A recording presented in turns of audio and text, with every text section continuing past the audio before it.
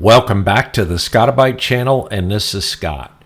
So I thought I would kind of rehash the installation of Incus, but this time I thought that I would go ahead and focus on trying to do Incus on a QNAP NAS. So QNAP Container Station includes support for LXD version 5.0 and Docker version 20.10. And the version of LXD and Docker is dependent upon QNAP engineering.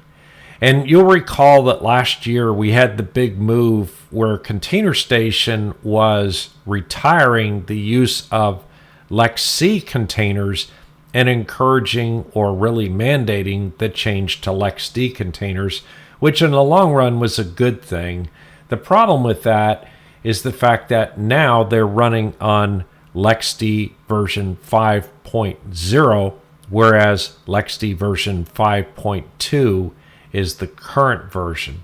So you're really dependent on whenever QNAP Container Station Engineering decides to do an upgrade. And so we're not really sure where that's going. So QNAP Virtualization Station uses QEMU version 5.2, and it really doesn't seem like versions of QEMU make a whole lot of difference, but again, we're tied to that version until QNAP Engineering does an upgrade. And then Incus cannot be natively installed on QTS. Although QTS is a Linux operating system, it is a proprietary operating system that QNAP provides. And so you have access to it, but you really are strongly encouraged not to, and really not really able to in many cases, install upgrades to things. And that's by design because they don't want you to break it. So Incus cannot be natively installed in QTS as of March 2024 when I'm doing this video, and it's really unknown whether QNAP will provide Incus support. And so what that would look like is it would look like an updated version of Container Station, where Container Station would support an Incus server as opposed to a LXD server. So the workaround is to create a Virtualization Station Virtual Machine to run as an Incus server, and that's what I'm doing in this tutorial. So here we are on my QNAP NAS, and as you notice, we have Container Station and Virtualization Station configured. Just as a quick review, Container Station, or at least the current version of Container Station as of late last year, is now LXD and also Docker management. And so you can have both LXD containers and Docker containers. Previous to that, they were supporting LXC. So Virtualization Station, on the other hand, is QEMU, and you can create virtual machines with it. So what we're going to do in this particular exercise is create a new virtual machine, and I'm going to call it VMS Cloud Incus. And I'm just going to say QNAP based Incus. So we're going to be creating a VM, and that VM is going to host Incus.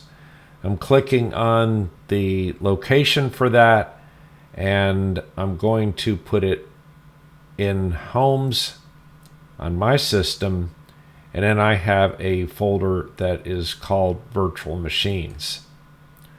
So I'm going to do an OK there, and then it's going to be a Linux OS, and specifically Ubuntu 22.04. I'm going to click Next, and then I'll leave the CPU model alone. That's an emulation of an AMD Opteron, which is fine. And then for the number of cores, I'm going to go ahead and give it 8 cores. Since I have, I believe, 16 available. And then as far as, I'll go ahead and say CPU hot add in the event that I want to modify it on the fly. And in memory, I'll go ahead and give it 16 gigs of memory. I happen to have 64 gigs on this particular NAS. And then enable memory sharing and also enable dynamic memory allocation. And I'll go ahead and start it at 2 gigabytes. And then legacy BIOS is fine. I'll go ahead and do a next. So the default disk size is 250 gigabytes. If you want more than that, you can go ahead and allocate more. I'll go ahead and click next. And then it's going to connect to my main network, which is fine. And actually, I'll go back here to back. I'm not sure if you need to cycle this MAC address or not to get a permanently assigned MAC address. I don't believe so. And then we do next, and then it wants to know where the disk is.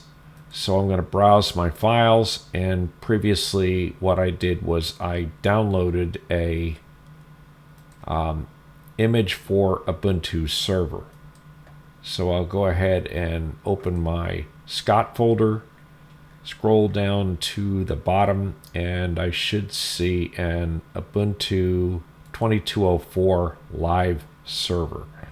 So I click OK on it, and then I click next. And then video card defaults are fine, USB defaults are fine. Start policy, I suppose I'm going to say always start. And I'll go ahead and do a next. And I'll go ahead and do a create. The entire reason to create a virtual machine is because of the fact that we are unable to modify the installed packages on the base level OS. So we're basically captive to when updates to QTS are performed to be able to handle that. So in lieu of that, and since I want an Incus server on the QNAP, that's why the creation of the virtual machine. So I'll go ahead and move over to virtual machines. I'll go ahead and click on my VMS Cloud Incus, and I'll click Start in order to boot it up. Then I'll go ahead and click on the window, and I'll say Try or Install Ubuntu. That will go ahead and begin the installation boot process. The first step in the installation is to choose your language. So I'm choosing English. I'm leaving my keyboard layouts the same as English. And then I'm saying Ubuntu server. And then it is device ENS3 in my particular case, and it's set to DHCP. That's fine. I usually encourage you to set up DHCP address reservations to get static addresses at the router in order to have one place to configure them. I'm not putting in any proxy address. And then it says it's testing the mirror locations. I'll go ahead and wait until it comes in, and it is reading the package list, and I say done. And then it says use entire disk. That's what I want. So I go ahead and tab down to done and hit enter. And then when it comes to this screen, I want to go up to where it says that the root is mounted, and it says right now 100 gigabytes. Now the disk is 250 gigabytes, but it's only allocating 100 gigabytes. So I'm going to go in here to edit, go down here and clear this out, and I'm going to type in 247.996, which you notice to the left here says it is the maximum storage. And go ahead and go down to save and hit enter. And then I'll go ahead and tab down to done and hit enter. Are you sure you want to continue? And I say, yes, I want to continue. And then my name is going to be Scott. My server name is going to be VMS Cloud-Incus. Just kind of to remember what it is. I'm going to pick a username as Scott. And I'll go ahead and type in a password. And tab down to Done and hit Enter. And now hit Continue. And then, yes, put a check mark in the open SSH server so that we can connect to it remotely. And then tab down to Done. And then tab down to Done on this screen. And it will continue with the installation.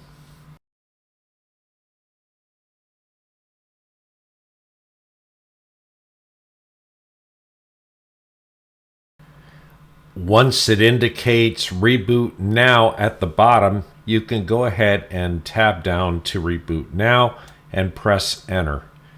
It will begin the reboot process in just a second, and it'll say Failed on Mounting System. We're going to hit the Enter key one time. That will unmount the CD, and then it will boot from that new hard disk virtual image for our QNAP Virtual Machine. Once the reboot completes, press Enter. Go ahead and type in your username and your password, and then do an IP space A. And in my case, I find out that device ENS3 has the address of 172.16.1.70. At this point, I'm going to log out of the virtual machine by typing exit, and then I'll go ahead and exit the tab for the console. Next, I go down to a terminal, and I'm going to do an SSH to 172.16.1.70, which was the address of our virtual machine. I'll accept the fingerprint and type in the password. Just to be sure that all updates are available and installed, I'll go ahead and do a sudo apt update.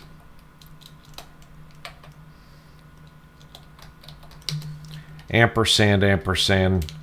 sudo apt upgrade -y so it doesn't prompt me, and type in the sudo password.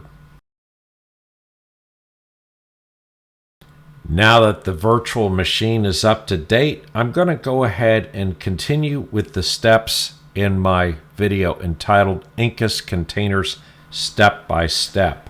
Let's cd over to /etc/netplan. We'll do an ls, and we have 00-installer-config.yaml. And we want to go ahead and edit that file, so we'll go ahead and edit it with the nano editor. We have to include sudo since we're operating on a system configuration file. And then this is a very simple file. I'm going to go ahead and clear the contents of that file, and then we're going to include the contents from my Incus container step by step. I'm going to want to make a few changes in this file, and notably one of the first is that my Ethernet device name is going to be ENS3, so I'm changing that in the Ethernet section. I'm also going down to the bridge 0 section, and I'm changing it there as well to be the same as ENS3. And then in the address section, since my DHCP address was assigned as 172.16.1.70, I'm setting my bridge to a static address of 172.16.1.70. Since that address came out of my DHCP scope, I will be going back to my router later and doing a DHCP address reservation for 172.16.1.70 to keep it the same.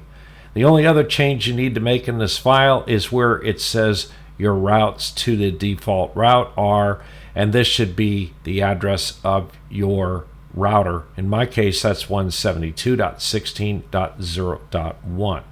Now I go ahead and do a Control O and hit enter to write the file out, and a Control X to exit the editor. Since we're creating a bridge, and a bridge is also known as a switch, as I discuss frequently on the channel, we want to install the virtual switch component to Ubuntu. And we do that with a sudo apt install -y open vswitch -switch. Now that we've modified the netplan file and installed the virtual switch component, I'm going to do a sudo netplan apply. At this point, I can do an IP space A, and you'll see that device ENS3, which is the physical device, no longer has the TCP/IP address, but the bridge 0 device has the TCP/IP address, which is the same address of 172.16.1.70. Now it's time to install Incus, so I'll go ahead and CD back to my home folder, and I'm going to do a sudo su at this point. And then I have a root prompt, and the reason for that is because I'm going to perform a series of commands, and I don't want to have to worry about putting sudo before each one of them. The next command I'm going to do is doing a make dir on the keyrings folder that we're going to need in order to have the Incus key, and then I'm going to download the Incus key with the curl command. Now I've added the Incus repository to our Ubuntu server using the signed key that we downloaded. Now we go ahead and do an apt update. And now that the update is complete, I'm going to go ahead and log out of the root account, and I will go ahead and do a install of Incus with a sudo apt install Incus with the -y on the end so that it doesn't prompt me.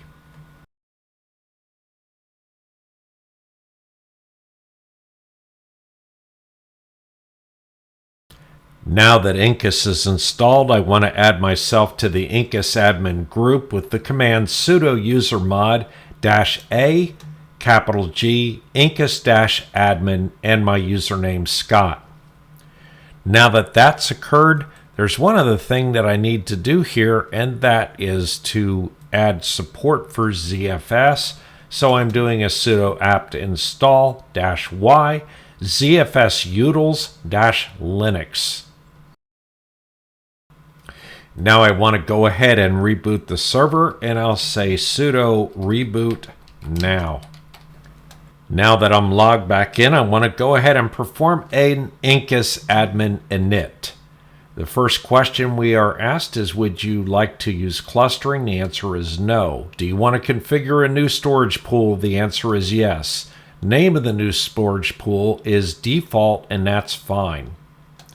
And the name of the storage backend to use, I want that to be ZFS, which is the default. That's good. Create a new storage pool. Yes, I do. Would you like to use an existing empty block storage device? The answer is no, so it will go ahead and create a virtual file with a ZFS pool inside of it. Now remember that our server was 250 gigabytes in size, so I'm going to go ahead and create 100 gigabytes for my ZFS storage pool. And this is the space that is required to store all of your Incus virtual machines and Incus containers. So I hit enter. Would you like a new network bridge? Yes, that's the bridge for the internal NAT. We'll go ahead and say yes, name it Incus BR0. What IP address should be used? I'll default to auto, and default to auto on that second question for IPv6. Would you like the server to be accessible over the network? Yes, we would, because we want to be able to remotely access and manage it. An address to bind to, all is just fine, and the port to bind to is port 8443. Would you like to stale images to be cached and updated automatically? Yes, I do. And would you like to print out the YAML? Now we really don't need to see that. And I hit enter and it goes ahead and completes. Now that Incus is configured, I can create my first container. And I'm going to do an Incus launch images :Ubuntu /2204. And I'm going to name the name of that particular image first, or that particular container, I should say.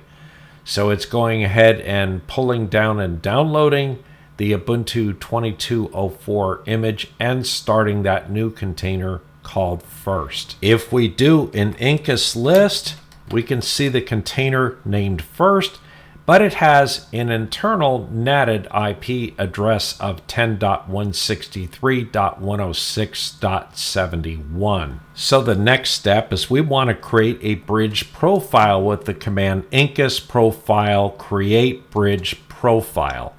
Now that bridge profile doesn't actually do anything yet until we go ahead and make the appropriate settings on it, and we're going to do that with the command Incus profile device add bridge profile ETH0, and the NIC is a NIC type of bridge where it talks to the parent device on the Incus server called bridge 0. Let's create a new container using our bridge profile, and we do that with an Incus launch images :Ubuntu /2204. We're going to name the name of that container second.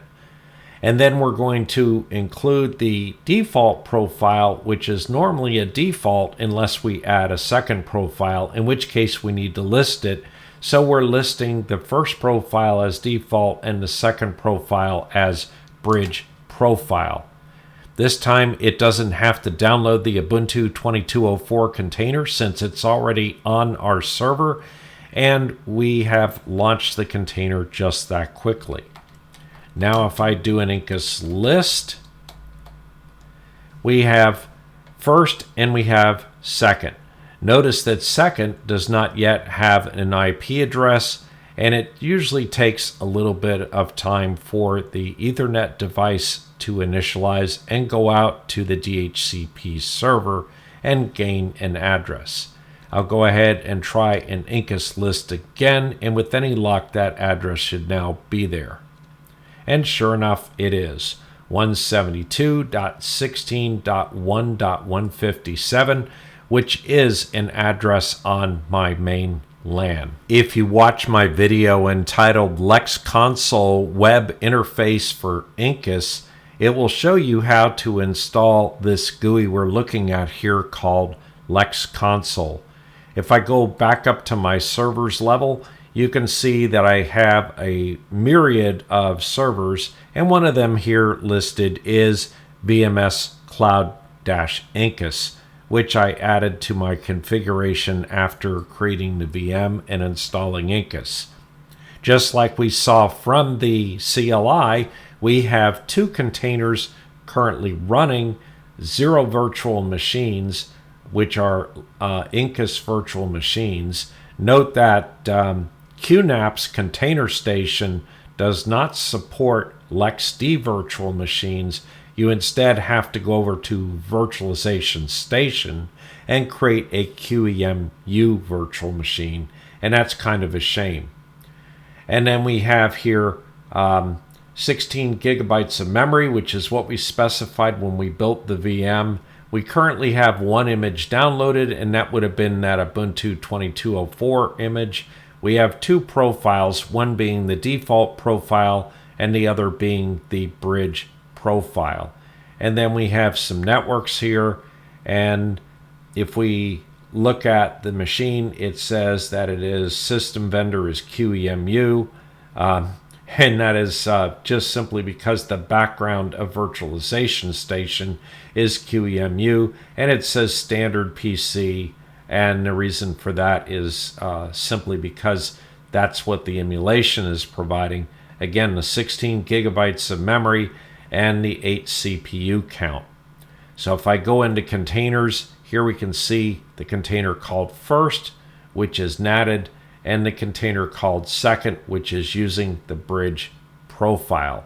So we have a fully operational installation of Incus running on a QNAP NAS inside of a virtual machine provided by Virtualization Station. And until QNAP decides to upgrade Container Station and thus the internals of QTS and Qt Hero to include support for Incus, this is the way you'll have to go if you want to have an Incus server running on your QNAP NAS. So in summary, QNAP NASs are not just file servers, but they're also application servers. And one of the reasons to buy a QNAP NAS is to have a lot of integrated services without having to go out and install all of the native Linux applications and learn how to configure them. The QNAP NAS provides a convenient GUI to manage all of that. But most people, I think, purchase a NAS with the idea that they're mainly going to do file storage. Just realize that if you purchase the higher end QNAP NASs, or really the higher end of any NAS, then they can also act as application servers. So Container Station supports LXD today, but it's really unknown if Incus is ever going to be in the roadmap. And QNAP is not in the habit of sharing their roadmaps in general, so we generally don't know what's down the road. So Incus containers run well on a QNAP Virtualization Station Virtual Machine if you happen to have the memory and the CPU resources on your QNAP NAS. So that's really important. I don't want people putting in the comments that, oh gee, I have this 2-bay QNAP NAS that has 4 gigs of memory and I couldn't load Incus and a VM on it. Well, yes, of course. And for that reason, if you watch my channel frequently, I also encourage people to configure an Incus server beginning at like 16 gigs of memory in order to have room for a fair number of containers.